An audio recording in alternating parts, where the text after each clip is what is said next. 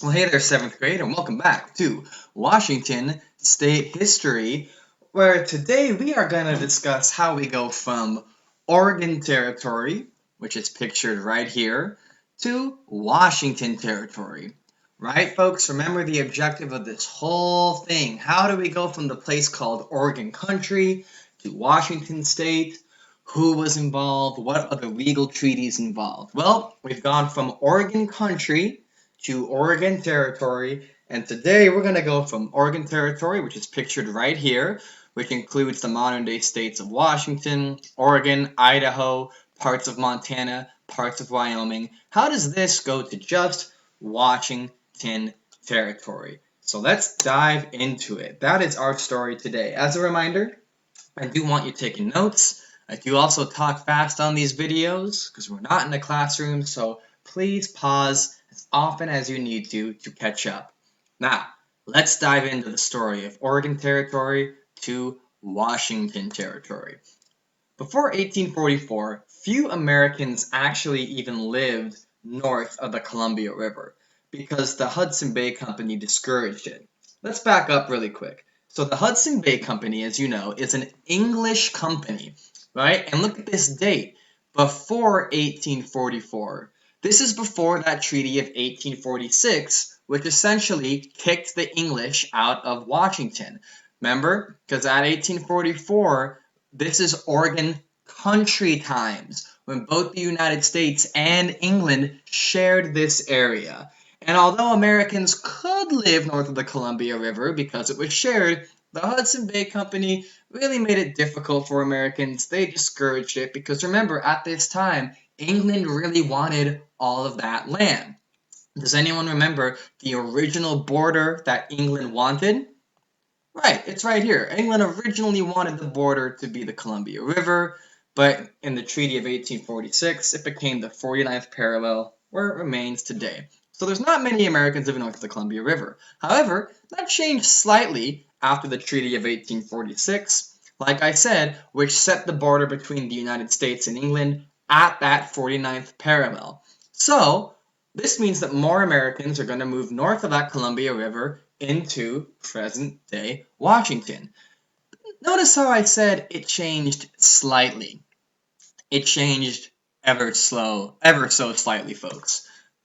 Only 1,049 Americans actually ended up living north of the Columbia River in 1850.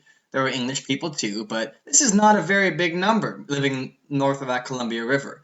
But the residents there felt ignored by local governments, which were all based south of the Columbia River. So let's unpack this a little bit. Right? So after the Treaty of 1846, Americans feel free to move north of the Columbia, and there's not a whole lot of them. There's only 1,049. That's like what? Maybe like 7, 8 St. Brendan's schools, maybe like 5 St. Brendan schools if you include everyone's families. So not a whole lot of people.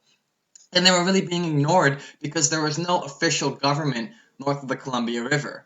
Oregon Territory was big and it was mostly based south of the Columbia. I'm going to go back to this picture. So again, this is the Columbia River, right? And after 1846, some Americans moved north up here in Washington, but not a whole lot. And again, this is a huge territory, and territories are very much ruled by the federal government. As you know, the president appoints the governor. But there was no local governments here in Washington State because, well, there just wasn't enough people. All that government was based here in Oregon, which makes things really difficult. If you live all the way up here, there's no post office, not even enough government to regulate one. There's no government protection. People do need some kind of government services, but this was being largely ignored, and no money was being sent up there. Because most people lived here, and the government for Oregon Territory was here, lots of the federal money and the federal aid that was given to the territory stayed, well, here, where the people are. That makes sense, doesn't it? So these people up here were feeling ignored. They're being harassed by natives and they're doing some harassing themselves. And they're saying, hey, we want more of that money from the federal government, which we, as citizens of the United States and Oregon Territory, are entitled to.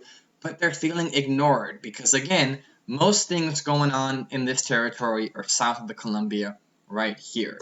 Hope that makes sense. Right. Now, they ended up having this thing called the Monticello Convention.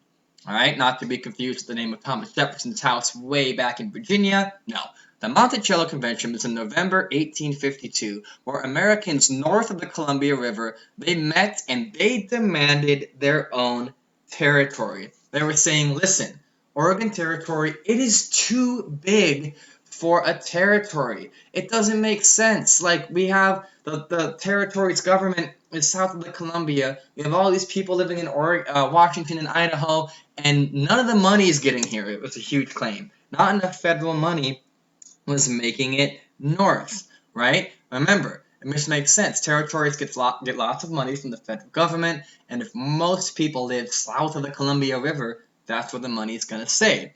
And they're also claiming, like I said, Oregon Territory, folks are just saying it's too big. It's too big for a future state. They acknowledge that this area would one day become a state, but they're saying, listen, this is too big for one state. So if it's going to become different territories and states one day, why don't we speed that process up a little bit and let's take care of that now. Let's make our own brand new territory. So they wanted the Columbia River to be the border for a new state.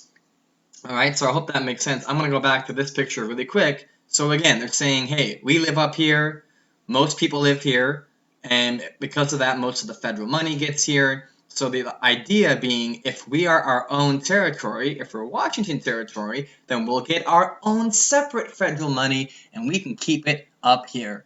And they correctly said, this is too big for a state. Remember, to become a state, you must be a territory first. And these people in Washington had the correct foresight to say, no state's going to be this big. It's too diverse up here. So if it's going to become different states inevitably, why not just start that process now? Well, Congress agreed. Congress agreed on something? Oh my gosh, that's right, folks. It was possible at times. Congress agrees, and they sign Washington Territory into existence on March the 2nd, 1853, and it was signed by President Millard Fillmore, who had a pretty uneventful presidency, except for those of us who live in Washington, because when President Millard Fillmore says Washington is going to become its own territory, remember, folks, that is our path to statehood. So let's look at this here. This should be a little inspiring to you folks because it proves that collective action, or people getting together to work together for a common cause, does have its effects. It does have its benefits. Those people living north of the Columbia River said, we are sick of not enough money getting up here, so they had their little convention, and they made some really good points. They got the attention of the federal government, who, shocker, agreed, and they got what they wanted, which is their own territory. So ladies and gentlemen, the moral of the story is that collective action does work if you get organized. It may take a while, but it can happen. And this is a picture of Washington Territory. Now I should point out that it didn't originally look like this. This is really a picture of when Washington Territory looked like after Oregon became a state, right? So the blue is the state of Oregon, and then Washington Territory basically got everything else that was a part of Oregon Territory, including Washington State, Idaho, parts of Wyoming, and Montana. So once Oregon is like, we are our own state, all of a sudden, Washington Territory is huge. All right, let's briefly talk about that before I let you go. The borders changed a lot, ladies and gentlemen. As the other picture showed, and as this also shows, Washington Territory used to include parts of Idaho, Montana, even parts of Wyoming. Right? Remember, the borders changed a lot. Page 117 in your textbook goes over this a little more. In 1863, Idaho was territory was created, which included part of Montana. That got rid of that border. And then in 1865, Montana Territory was created. So what do I mean by this? Well, basically siphoning off the borders. Remember, folks, we talked about like this area being a big hunk of marble. and the federal government is the artist that's slowly peeling it away. So here's the significance. The borders of the modern day states of Washington, Idaho, and Montana were created from the 1863 and the 1864 treaty. So here's my point. We're done learning about how the borders of Washington state shifted. Congratulations, folks, we did it. We got the 49th parallel. I'll get my pen up here. The 49th parallel from the Treaty of 1846. We got the Haro Strait border from the Treaty of 1872 after the Pig War. We got our border with Oregon after the Monticello Convention in 1853. And then we got our border with Idaho in 1863. And those borders have remained the same to this day. And hopefully they won't start a war with Idaho over border and claim the panhandle. I heard there's gold in them hills though. So hey, maybe it's worth thinking about. Just saying. Alright folks, if you have any questions, don't hesitate to email me, and good luck on your team's assignment. I'll see you later.